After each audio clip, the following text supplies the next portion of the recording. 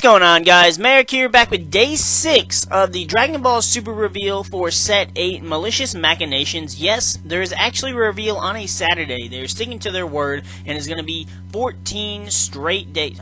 Is it going to be 14? It's going to be like 2 weeks worth of videos on a daily basis, revealing all this stuff. Today we got a sneak peek at the black cards, and they're interesting to say the least. First up, we have our first black leader. It's Dr. Lai Chi and Hachiyak. His permanent says you can only play black battle cards, and this card can't attack. His auto says when a battle card attacks, the player who attacked can't attack with tokens or battle cards with energy costs of 7 or less, other than the card they attacked with for the duration of the turn. That's really messed up. So basically, both players are on a friggin' Flying Nimbus lock. Like, we've got the fucking Dark Door from Labyrinth of Nightmare in play at all times. His activate main says once per turn, place the top card of your deck under this card. Place the top card of your deck in your drop area, then draw one card. So cards go under him, and you're kind of milling to be able to get that that drop zone filled. I feel like this is a terrible matchup against Janemba because you're gonna fucking run through your stuff very quickly. Now his Awaken skill is really unique. If you only have black cards in your energy, choose 3 cards under this card and place them in their owner's drop areas. You may draw 1 card and flip this card over. So you can awaken at a minimum of turn 3. And you can do this on yours because the activate main doesn't require him to attack. So you can do this at 3 energy, awaken. Your opponent's only got 2. So it's a decent early way to start. On the awaken side, we have Hachiyak, Malice Assimilated. His auto says when a battle card attacks, the player who attacked can attack with battle cards 7 or less. So the same as the unawakened side. And then when this card attacks, this card gets plus 5,000 power for the duration of the turn, and you draw 1 card. So 20,000, you get to draw a card. That's really not that great, but the fact that he makes it to where you can only attack once with a battle card and once with a leader is pretty wild. I don't know how to feel about this. Honestly, for me, like, I haven't really enjoyed playing any black decks outside of, like, Overrealm. I don't know, to me, it just doesn't feel right. I don't know, I guess because, you know, black started out as just strictly Overrealm support, but I don't know, to me, this kind of playstyle is just, it's really weird, and this feels like this is going to be a really long, drawn-out match with this leader. Then we've got our first battle card, which is Dr. Lai Chi, Inception of the Grudge. He's a 1-cost, 4,000 power blocker. It says when this card is KO'd, choose up to 1 Ghost Warrior card from your hand and play it. That's pretty cool, because basically, turn 1, you play him. If your opponent wants to attack, you're going to block it, he's going to die, and you're going to get to play a free dude. It's a pretty solid effect, a really good turn 1 play. It'll go along really well with this new archetype, hopefully. But, I mean, your opponent can also just not attack and then, you know, find a way to... You could bounce him, I guess, because he just says when this card's KO'd, so you'd have to, like, find ways around and play, like, some of the blue cards, just keep bouncing it back to the deck, or play a card that says to send him or warp him. Not terrible. I mean, there are ways around him, which is good, but there are a lot of easy ways to take advantage of his ability and just force him to get KO'd. Next, we have our first Ghost Warrior, which is Frieza. He's a 4-cost, 15,000. His activate main says if your leader card is a black machine mutant, and you choose 3 black cards with energy costs between 3 and 7 in your drop area, and place them at the bottom of your deck in any order, play this card from your hand. His activate main says place this card in its owner's drop. Choose 1 of your opponent's battle cards ignoring rest mode, or ignoring barrier, and switch it to rest mode. So you're going to force things to rest mode to be able to kill it, and you get to play him for free. So it's not terrible. It's not a bad ability at all, but being able to do that and hard cast things is what's going to make it really, really crazy, especially because you can run counters as well and use those for this free energy. Then we have Frieza's better-looking brother with a better-looking transformation, Cooler. His activate main is the same. You choose 3 black battle cards between 3 and 7 to play him. His activate battle says place this card in its owner's drop area. Choose 1 of your opponent's battle cards and gets minus 10,000 power for the duration of the turn.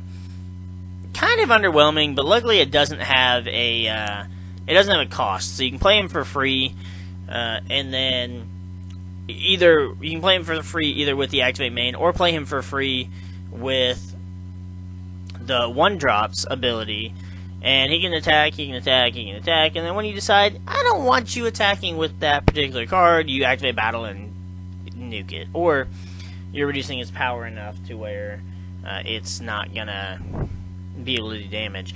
The cool thing about his activate battle ability is you can activate it during either player's turn, so offensively or defensively, you can use it to ensure attack goes through on your opponent's leader, to ensure that you're going to kill one of their battle cards, or to completely prevent one of their attacks from going through. Then lastly, we have Lord Slug, Ghost Warrior. They all seem to have the same stats, 4-drop, 15k, and they all have the same activate main to play them for free from the hand. His other abilities, activate main, says place this card in its owner's drop area, choose one of your opponent's battle cards with an energy cost greater than or equal to your opponent's energy, and send it to its owner's warp. That's pretty cool because it's basically a free get out card. It's like Remote Serious Bomb, but a little bit better. And like, because you get to choose, your opponent doesn't get to choose, and it's very easy to play because ideally you're trying to get out your biggest, best cards in the deck as fast as possible.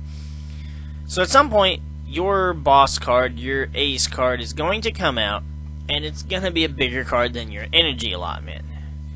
And this card makes that go away really fast. Now, this is an activate main and not activate battle, which would make it too broken, I feel like. So, not completely terrible. I like that they have the ability to play for free and just swarm the field pretty quickly. And cards like Kami are going to eat that shit up. But still a pretty cool ability nonetheless.